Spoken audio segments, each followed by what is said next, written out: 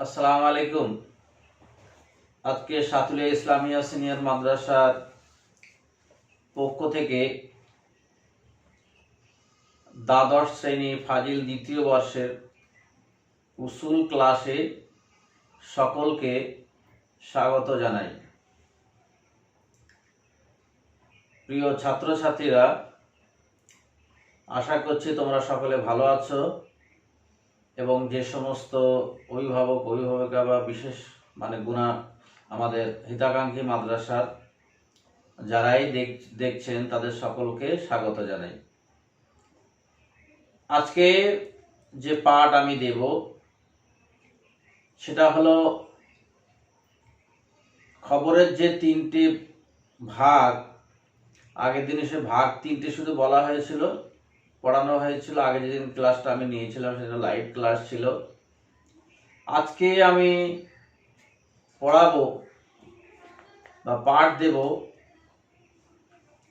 ওই মুতাওয়াতির মশহুর এবং খবরে ওয়াহিদ, তার সংজ্ঞা, তার উদাহরণ এবং তার হুকুমগুলো। বিসমিল্লাহির রহমানির রহিম। ফাল মুতাওয়াতিরু মা নাকালা জামাআতুন আন জামাআতিন লা ইয়াতাসাওয়ারু তাওফীকুহুম আলাল কিযবি।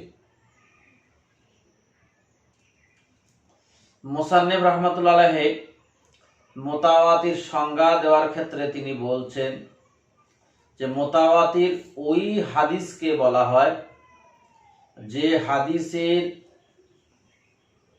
বিভিন্ন তবকায় তার রাবি, যেগুলোকে বর্ণনা করা, নাকালায়ানগুলো মানে বর্ণনা করা, পরস্পর অন্যত্র নিয়ে যাওয়া, সরিয়ে নিয়ে যাওয়া, অর্থাৎ এত পরিমাণ দল, জামাআতুন মানে হচ্ছে দল, জামাআতুন আন জামাআতিন, একটা দল থেকে একটা দলে এত পরিমাণে মানুষ বা জামাত দল থাকবে যারা এটাকে বর্ণনা করবে। লা ইয়াতাসাওয়ারু, যেটা দিয়ে কোনো রকম কল্পনা করা যাবে না, ভাবাই যাবে না, তাওফীকুহু, তার এই অবস্থা দেখে, আলাল কিযবি মানে এত পরিমাণ তার রাবির সংখ্যা থাকবে প্রত্যেকটা তবকাতে, সাহাবা, তাবি, তাবা তাবে, এরকম করে পরস্পর বিভিন্ন তবকাতে এত পরিমাণ, এত হিউজ পরিমাণ, ব্যাপক পরিমাণ সংখ্যায় রাবি থাকবে, যেটা সেই রাবিগুলোর থেকে কখনোই মনে হবে না বা কেউ ধারণা করতে পারো না যে এখানে কোনো মিথ্যা কথা বলা হয়েছে। অর্থাৎ আমরা জানি যে কথাগুলো বেশি সংখ্যক মানুষ যে ধরনের একই ধরনের কথাবার্তা বলে, তখন সেটাকে আমরা নির্বাক চিত্তে সেটাকে বিশ্বাস করি না, সঠিক।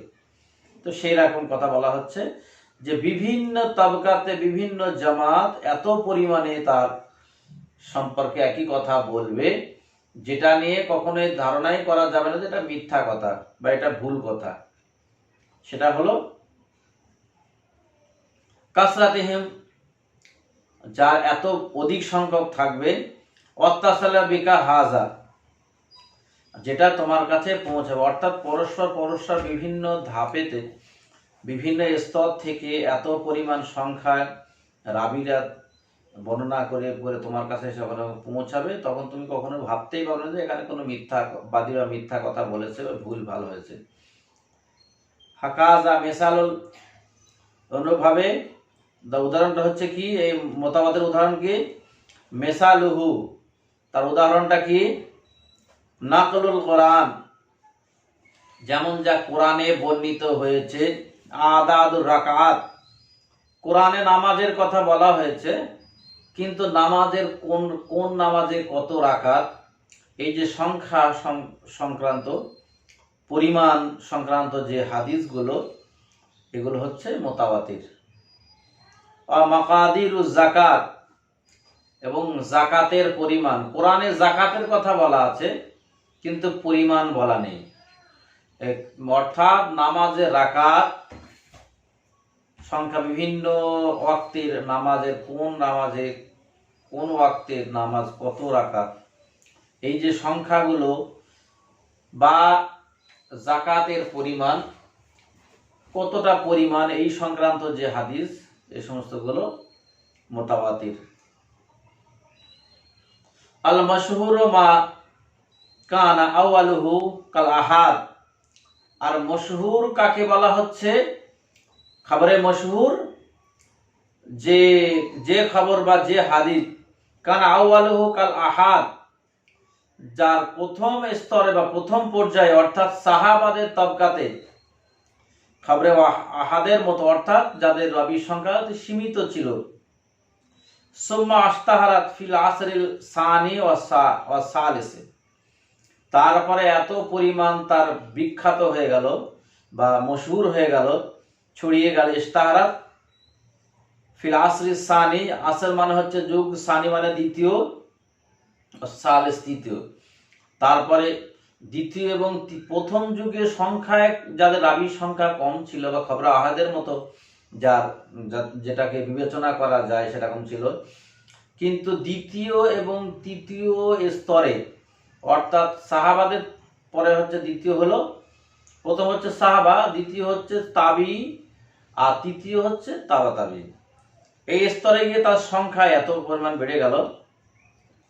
তালাকাহুল উম্মাতু বিল কবুল ফাসারা কাল মুতাওয়াতির। এবং দ্বিতীয় এবং তৃতীয় স্তরে গিয়ে তার এত পরিমাণ তার সঙ্গে সম্মিলিত হলো এবং তারা এমনভাবে তাকে গ্রহণ করলো যেন সেটা মুতাওয়াতির দরজায় চলে গেল। এই ধরনের হাদিসকে বলা হয় খবরে মশহুর। এর উদাহরণটা কি? মুতাওয়াতির। হাত্তা ইত্তাসালা বিকা জালিকা, যে এইভাবে তোমার কাছে এসে বা তোমাদের কাছে এসে পৌঁছে গেছে। অর্থাৎ সাহাবাদের স্তরে সেখানে রাবীর সংখ্যা কম থাকলেও পরবর্তী তাবেঈদের স্তরে গিয়ে তার এত সংখ্যায় বৃদ্ধি পেয়েছে এবং মানুষ তাকে এত পরিমাণে গ্রহণ করেছে যেটা যেন মনে হয়ে গেছে একেবারে সে মর্যাদা পেয়ে গেছে মুতাওয়াতিরের মতো, এবং সেই পর্যায়ে ধরে এখন আমাদের সকলের কাছে সে পৌঁছে গেছে। এই ধরনের হাদিসগুলোকে বলা হচ্ছে মশহুর। উদাহরণটা কি আছে?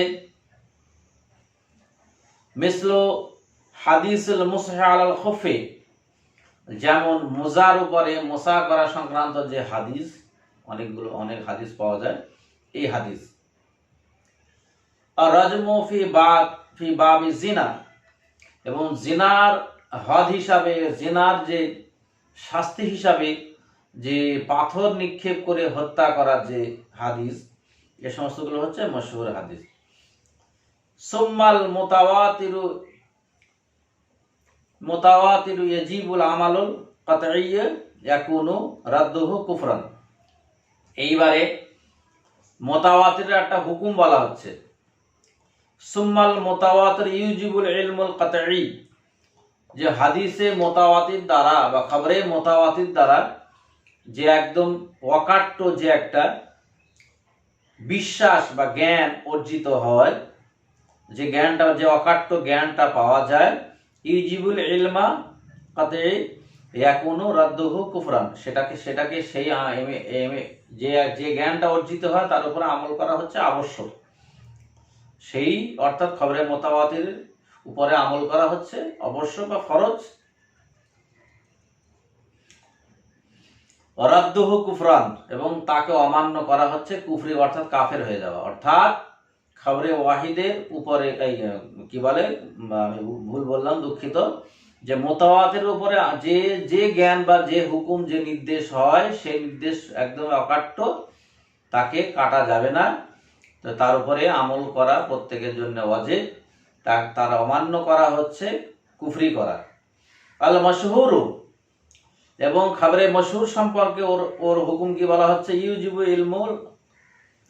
ইলমুত তামানিয়াত, এখানে যে মশহুর সংক্রান্ত বিষয়ে যে একটা জ্ঞান অর্জিত হয় সেটা কেমন? নিজের তৃপ্তিদায়ক, আত্মার তৃপ্তিদায়ক যে জ্ঞান যে পাওয়া যায়, সেই জ্ঞানের প্রতি আমল করাও কিন্তু আবশ্যক। অরাদ্দুহু বিদআতুন, এবং একে অমান্য করা হচ্ছে বিদআত। অর্থাৎ যে জ্ঞান আমরা খবরে মশহুর থেকে যে জ্ঞান আমরা পাই বা যে নির্দেশ আমরা পাই, সেটাতেও আমল করা আবশ্যক, কিন্তু যদি আমল না করা হয় তাহলে কিন্তু বিদআত হবে। তোমরা জানো বিদআত সম্পর্কে বলা আছে কুল্লু বিদআতুন দালালা, অর্থাৎ প্রত্যেকটা বিদআত হচ্ছে পথভ্রষ্টের শামিল। অর্থাৎ বিদআত করা মানে পথভ্রষ্ট বা পথ হারিয়ে যাওয়া, দিন থেকে সরে যাওয়ার সম্ভাবনা একদম প্রবল। সুতরাং আমাদেরকে খাবারের মোতাবাতির উপরে আমল করতে হবে ওয়াজিব, মশহুরের উপর আমল করা ওয়াজিব। কিন্তু মশহুরের উপর আমল মোতাবাতিরে আমল না করে যদি তার বিরোধিতা করা হয়, অমান্য করা হয়, তাহলে কিন্তু কাফের হয়ে যাবে।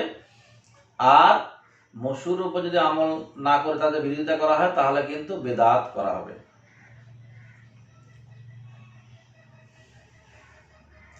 ওয়াল আমালু বিহিমা, এবং দুটোর উপর আমল করা আবশ্যক। লা খিলাফান বাইনাল উলামাই ফি লুজুমি আমালি বিহিমা, এবং এই দুটোর উপরে অর্থাৎ খবরে মোতাওয়াতির এবং মশহুর, খবরে মশহুর উপরে আমল করার যে আবশ্যক, এটা সমস্ত রকমের উলামা, সমস্ত শ্রেণীর উলামা কিন্তু এতে কোনো রকমের সন্দেহ পোষণ করেননি। সকলেই একমত পোষণ করেছেন যে খবরে মোতাওয়াতির এবং খবরে মশহুরের উপরে আমল করা অর্থাৎ তাকে মান্য করা একদম ওয়াজিব, এতে কারো কোনো দ্বিমত নেই।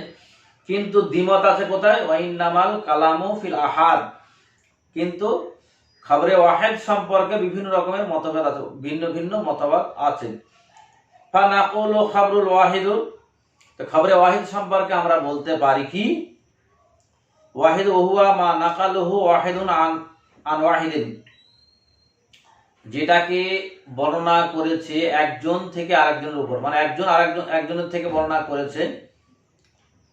আও ওয়াহিদুন জামাআতুন আও জামাআতুন, বা একটা জামাত থেকে একটা দল থেকে আরেকটা দলের এই খবরে ওয়াহিদ বর্ণনা করেছে। আর ওয়াহিদিন লা ইবরাতুন লিল ইদ্দাত আদাদ, যার সংখ্যা নিয়ে কোন রকম মানে যার পরিমাণ সংখ্যা কোনো ভ্রুক্ষেপ নেই। কত ধরনের সংখ্যা আছে, মানে এই সংখ্যাগুলো যে ব্যাপক সংখ্যা তেমন নেই, খুব সীমিত সংখ্যা যার মধ্যে যারা বর্ণনা করেছে। ইজা লাম তাবলুগু আহাদাল মাশহুরে, যতক্ষণ না পর্যন্ত তার সংখ্যাটা মানে সীমিত সংখ্যাটাকে মশহুর দরজা পর্যন্ত না পৌঁছানো আগে পর্যন্ত যেটা তোমার কাছে পৌঁছে গেছে, অর্থাৎ মানে ব্যাপক পরিমাণ তার রাবি বা আমলকারী সংখ্যায় পৌঁছানো, অর্থাৎ মশহুরের দরজায় পৌঁছানো পর্যন্ত যেটা তোমার কাছে গিয়ে পৌঁছেছে বা তোমরা পেয়েছো, সেটা হলো খবরে ওয়াহিদ। তো এই খবরে ওয়াহিদ এর হুকুমকে ওহুয়া ইয়াজিবুল আমালু বিহি, এই খবরে ওয়াহিদের উপরে আমল করা ওয়াজিব। আহকামে শরিয়াতে, আহকামে শরিয়া মানে আহকামে শরিয়ার উপরে ভিত্তি করে এই খবরে ওয়াহিদের উপরে আমল করা ওয়াজিব। তবে শর্ত আছে, বিশার্তিল ইসলাম, ইসলামের যে শর্ত অনুযায়ী সেখানে কি হবে? আর রাবি, এখানে বর্ণনাকারী আদালাতিহি, তার ন্যায়পরায়ণতার গুণাবলী থাকতে হবে। জিবতিহি, তার স্মরণ শক্তি, কঠোর স্মরণ শক্তি থাকতে হবে। আকলিহি, এবং সে তিনি জ্ঞানী হবেন। ইত্তিসাল ও বিকাশ জালিকা মিন সূরাতিল মিন রাসূলুল্লাহ সাল্লাল্লাহু আলাইহি সাল্লাম বিহাযা শারত, অর্থাৎ সেই হাদিস রাসূলুল্লাহ সাল্লাল্লাহু আলাইহি সাল্লাম পর্যন্ত তার সংযোগ থাকতে হবে, তার কোনো বিশেষ কোনো যথাযথ সত্যতা যদি থেকে থাকে, সেই ক্ষেত্রে যিনি বর্ণনা করছেন তিনি ন্যায়পরায়ণ হবেন, তিনি তার স্মরণ শক্তি বোধ তীক্ষ্ণ প্রখর হতে হবে, এবং তিনি জ্ঞানী হবেন ব্যক্তি তারা যদি বর্ণনা করে থাকেন। সেই রকম বর্ণিত খবরে ওয়াহিদ তার উপরে আমল করা আবশ্যক। তো আজকে আমরা খবরে মোতাওয়াতির, খবরে মশহুর, খবরে আহাদ, খবরে ওয়াহিদ, এদের সংজ্ঞা, এদের হুকুম এবং এদের উদাহরণ আমরা জানলাম। তো এই তিনটে বিষয় কিন্তু খুবই ইম্পর্টেন্ট, খবরে মোতাওয়াতির, খবরে মশহুর, খবরে ওয়াহিদ, তিনটেই সংজ্ঞা এবং তার হুকুমগুলো খুব ভালো করে জেনে রাখতে হবে। ভালো করে তোমরা বিষয়টাকে অধ্যয়ন করবে, পড়াশোনাটা করবে এবং নিজেদেরকে আত্মস্থ করবে। এই মোতাওয়াতির সম্পর্কে প্রশ্ন অবশ্যই থাকার সম্ভাবনা খুবই বেশি, এটা আমি কয়েক বছর ধরে খেয়াল করেছি। কিন্তু খবরে মোতাওয়াতির, খবরে ওয়াহিদ, খবরে মশহুর এই সমস্তগুলো খুবই গুরুত্বপূর্ণ বিষয় এবং সেই মতো করে পড়াশোনাটা করতে হবে। আশা করি সকলে তোমরা ভালো আছো, ভালো থাকো, ভালো করে পড়াশোনাটা করো। সকলে তোমরা ভালো থাকো। আসসালামু আলাইকুম।